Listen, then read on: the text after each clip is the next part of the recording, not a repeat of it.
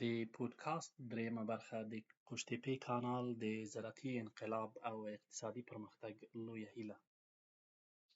السلام علیکم ورحمة الله وبرکاته. ګرانو هیوادوالو، خویندو او ورونو، ښه راغلاست د افغانستان د اقتصادي ودې د پودکاسټونو دریمې برخې ته.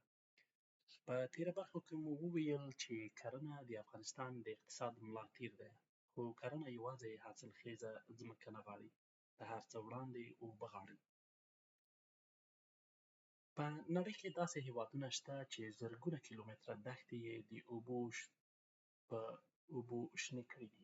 اسراییل، متحده عربي امارات او سعودي عربستان د عصري ټکنالوژۍ په وسیله په صحراوو کې کرنه کوي.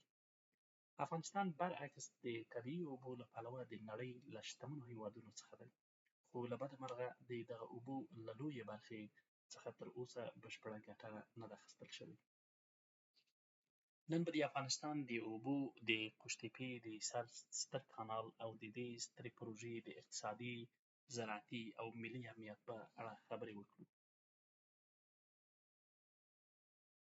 ډېر خلک فکر کوي افغانستان وچ هېواد دی، خو حقیقت بل ډول دی. افغانستان هر کال د واورو، بارانونو او غرنیو سیندونو له لارې په لسګونو میلیارده مکعب متره اوبه تولیدوي. د هېواد لوی سیندونه لکه آمو، هلمند، کابل، هریرود، کونړ هر کال د اوبو سترې سرچینې برابروي. خو د دغه اوبو یوه لویه برخه پرته له دې چې په کرنه، صنعت او انرژۍ کې ترې ګټه واخلو، ګاونډیو هېوادونو ته بهیږي. له همدې امله ویل کېږي د افغانستان ستونزه د اوبو کمښت نه، بلکې د اوبو د مدیریت کمښت دی. او همدلته د قوشتېپې د کانال اهمیت راڅرګندېږي.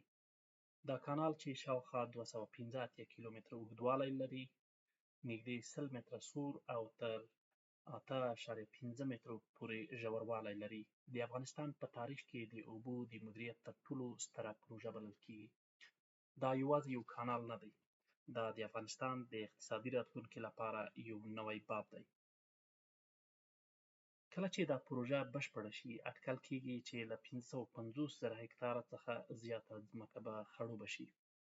دا په دې معنا ده چې د غنمو تولید به څو برابره زیات شي، د پنبې، جوارو، غوړیو او سبزیجاتو کرنه به پراخه شي، د میوو باغونه به ډېر شي، د لبنیاتو او مالدارۍ سکتور به هم وده وکړي، ځکه د څارویو لپاره به د واښو تولید زیات شي.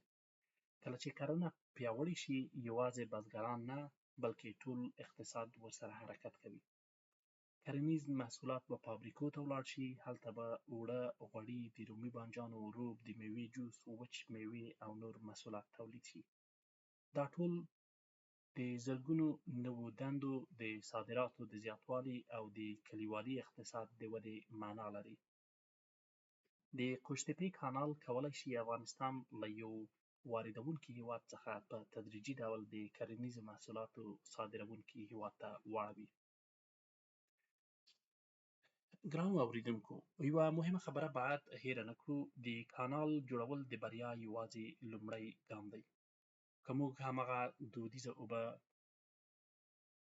چې نیمایي اوبه پکې ضایع کېږي، نو د قوشتېپې ډېره ګټه به له لاسه ورکړو. همدا علت دی چې نړۍ اوس د عصري اوبو سیستمونو ته مخه کړې ده. لومړی سیستم د څاڅکي یا ډریپ اریګیشن سیستم دی. په دې طریقه اوبه مستقیم د نبات ریښو ته رسیږي. د دې سیستم ځینې ګټې شته. یوه تر ټولو مهمه ګټه یې دا ده چې تقریبا تر 80 سلنې پورې د اوبو سپما کېږي، حاصلات ورسره لوړېږي، د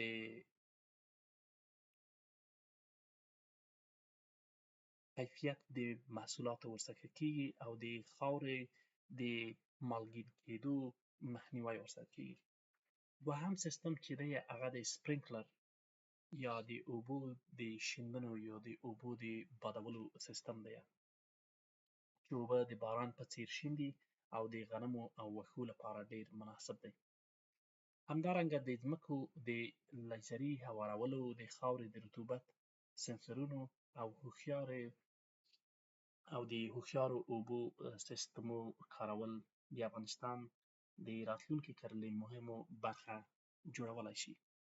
که قوشتېپه د عصري تکنالوژۍ سره یوځای شي، افغانستان به د اوبو له هر څاڅکي څخه اعظمي ګټه واخلي. قوشتېپه یوازې د خاورې کیندل نه دي، دا د امید، ځان بسیاینې، اقتصادي خپلواکۍ او د راتلونکو نسلونو د هوساینو پروژه ده. خو دا بریا هغه وخت بشپړېږي چې اوبه په علمي ډول مدیریت شي، بزګران وروزل شي، عصري کرنیزې ټکنالوژۍ وکارول شي، د اوبو د ویش عدالت تامین شي، او له ګاونډیو هېوادونو سره د اوبو ډیپلوماسۍ په پوهه او په متقابل احترام پر مخ ولاړ شي. که موږ اوبه سمې مدیریت کړو، افغانستان به نه یوازې د خوراکي توکو په برخه کې پر ځان بسیا شي، بلکې د سیمې د کرنیز اقتصاد له مهمو هېوادونو څخه به وي. قوشتېپه یوازې د نن پروژه نه ده، دا د سبا د افغانستان بنسټ دی. په راتلونکې خپرونه کې د افغانستان د کانونو، طبیعي زیرمو او د بهرنیو پانګونې د فرصتونو په اړه خبرې کوو. تر هغه وخته د الله تعالی په امان، تاند، بریالي او سرلوړي اوسئ.